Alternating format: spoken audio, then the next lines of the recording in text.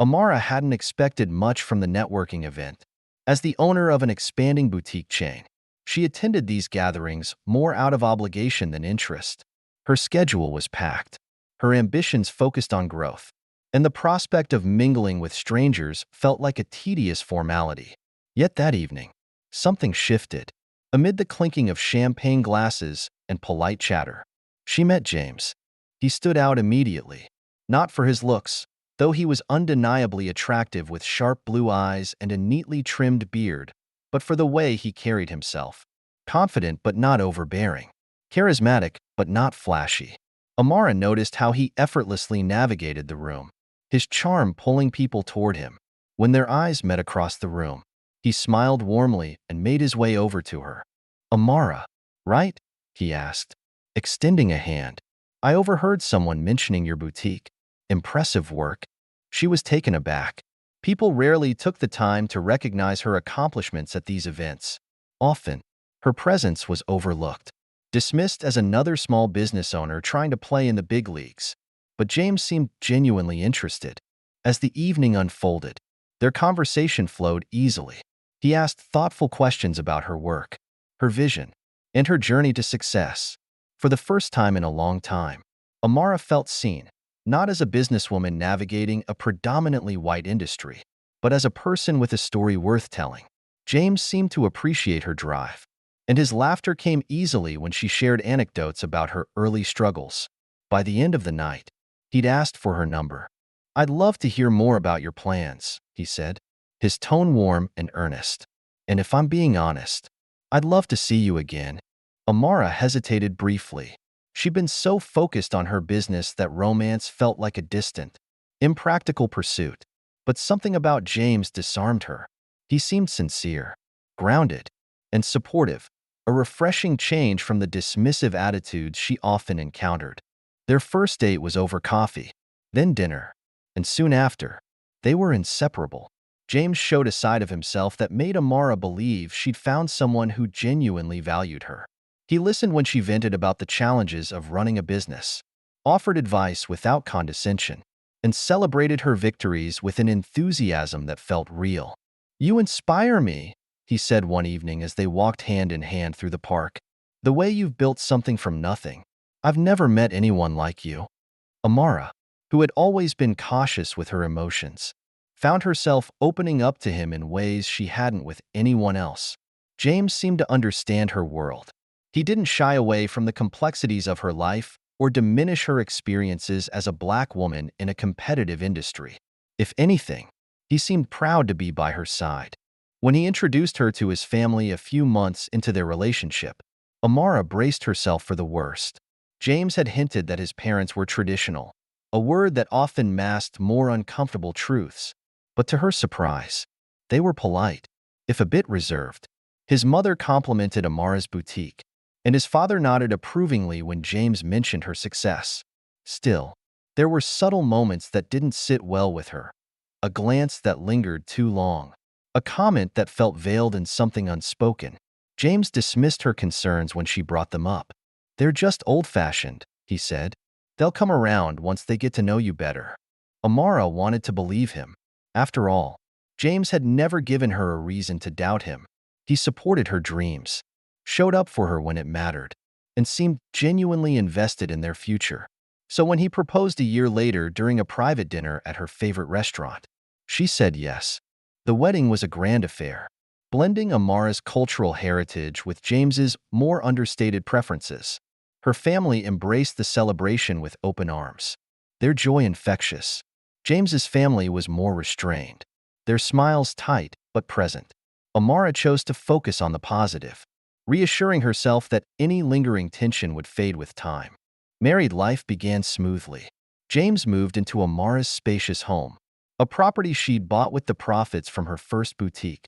He praised her ambition and often told friends how proud he was of his wife's accomplishments. For a while, everything seemed perfect. Amara finally allowed herself to believe that she'd found a partner who truly understood her. But beneath the surface, cracks were beginning to form.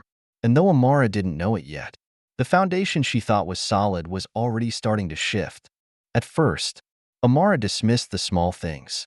Marriage, she reminded herself, was an adjustment for anyone, and expecting perfection was unrealistic. Still, there were moments when James's behavior pricked at her sense of peace, leaving behind an unease she couldn't quite place. The first time she noticed something off was during a dinner party she hosted for her closest friends and business associates. Amara had spent days planning the event, carefully curating the menu and ensuring the atmosphere reflected her personal touch. James, ever the charming host, seemed to enjoy himself, mingling effortlessly with her guests. But later that night, as they cleaned up, his tone shifted. "Your friend Jasmine," he said, setting down a tray of empty glasses. "She's a bit loud, don't you think?" Amara looked up, surprised. "Loud? She's always been vibrant. That's just who she is." "Vibrant," he repeated with a faint smirk. "Sure, but maybe tone it down next time. She overshadowed you at your own party." Amara brushed it off, chalking it up to a misunderstanding. But as the weeks went on, James's comments became more frequent and pointed. He critiqued the way her friends dressed, spoke, or acted. His disdain was subtle, cloaked in what he called observations. But it was there nonetheless. "Why do you always surround yourself with people like that?" he asked one evening after Amara had returned from brunch with friends. "I just think they don't reflect who you are now." Amara felt a chill creep up her spine. "What's that supposed to mean?" "Nothing," he said, brushing past her. "I'm just saying you've outgrown certain circles. You're running a business. Amara, maybe it's time to start thinking about how that looks." It was a small comment, easy to dismiss on the surface, but it stayed with her. James had always been supportive, or so she thought, but now it seemed his support came with unspoken conditions. Over time, his critiques expanded beyond her friends to her business itself. He began questioning her decisions, often framing his doubts as helpful advice. When she announced plans to expand her boutique, his response was lukewarm. "Are you sure now's the right time?" he asked, his brows furrowing. "It's a big risk." Amara was taken aback. "James, I've done the research. The numbers make sense." "I'm not saying you can't do it," he said, raising his hands defensively. "I'm just saying you might want to be careful. You've got a lot on the line." The conversation ended there, but the seed of doubt he'd planted lingered. Amara started noticing other things too. Subtle shifts in his behavior that hinted at something deeper. He became increasingly controlling, asking for more input on her financial decisions. When she resisted, reminding him that her business was separate from their marriage, he would sigh and shake his head. "I'm just trying to help," he'd say. "You act like I don't have your best interests at heart." But it wasn't just the control. James's demeanor toward her began to change. He grew impatient, snapping at her over minor things. If she pointed it out, he'd deny it, accusing her of being overly sensitive.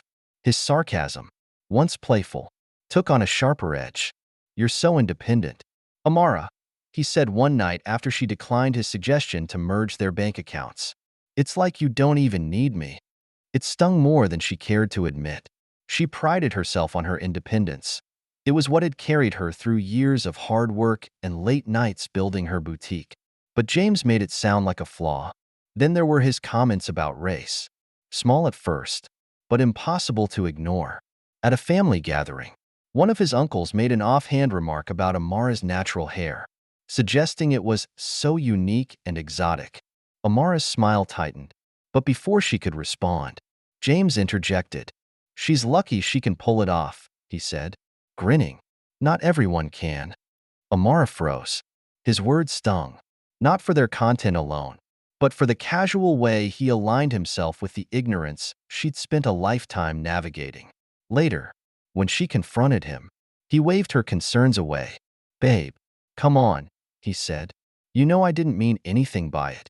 My family's just old-fashioned. They don't get it." But the excuses piled up. At first, she tried to reason with him, believing his ignorance stemmed from a lack of understanding. She explained how microaggressions worked, how the comments he dismissed as harmless were actually layered with centuries of prejudice. James would nod along, but his expressions often betrayed his disinterest. "You're overthinking this," he said once after she pointed out how he'd interrupted her during a meeting with a vendor. Not everything is about race. Amara, sometimes people are just people. The turning point came during an argument about her decision to hire more diverse staff for her boutique. James scoffed at her reasoning. Don't you think people should be hired based on their qualifications? Not their skin color, he said. Amara's stomach turned. Are you seriously saying my staff isn't qualified? I'm just saying you're making it about something it doesn't need to be about, he replied. His tone clipped. For the first time, Amara began to see James's true colors. He wasn't just dismissive of her concerns. He was actively undermining her. The man who had once seemed supportive and understanding was revealing himself to be someone who couldn't fully accept who she was or what she represented.